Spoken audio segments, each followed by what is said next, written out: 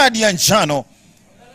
Wanamzingira mwamuzi wa kati wakitafuta namna kumchochea, labda pengine aoneshe kwamba ni mkwaju wa penalti.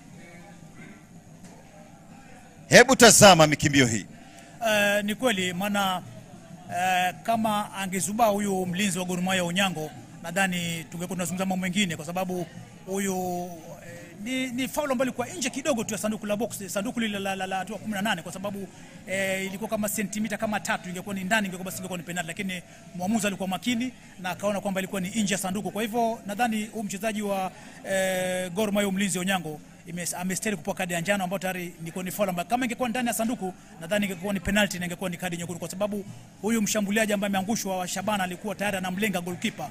Kwa hivyo ikabidi ile kadi ya njano, lakini nje sana. Kwa hivyo hii foul na wanavyoiona itabidi kuwa na mtu ambaye yuko makini, kunataka mtaalamu kupiga foul kama hizi. Kwa wengine foul kama hizi ni penalty. Haya, wanawapa changamoto, nguvu mpya yupo. Humphreys Obina anakuja kutengo Obina.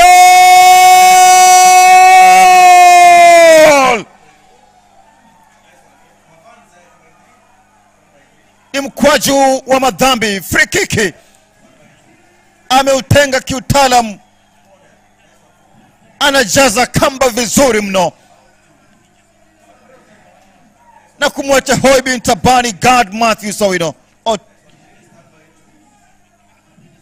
Mashabiki wa timu ya Shabana wana kila sababu ya kujihisi nyumbani.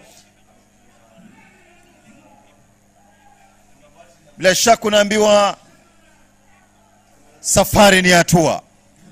Kama nilivyotangulia kusema kabla hajapiga huu mkwaju, nilisema kwamba unataka mtaalamu ambaye akitumia nafasi hii anaweza kufanya mambo, na ni kweli mchezaji huyo Obina ameweza kutumia utaalamu wake na akafunga. Maana wengine mikwaju kama hii kwa ni penalty, na ameweza kufanya kweli na amefunga na amerudisha lile bao. Kwa hivyo Shabana sasa hivi wamerudisha lile bao na wamerudi katika mchezo. Kwa hivyo Gor Mahia lazima wajitahidi, kwa sababu Shabana kukomboa bao hili basi wamepata nguvu zaidi. Kwa hivyo Gor lazima wawe makini, waangalie takavyokuwa, kwa sababu wasipozubaa basi nadhani Shabana wataongeza bao la pili ikiwa Gor Mahia watazubaa.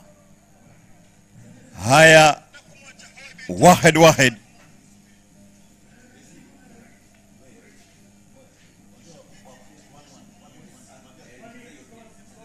haya, 1-1.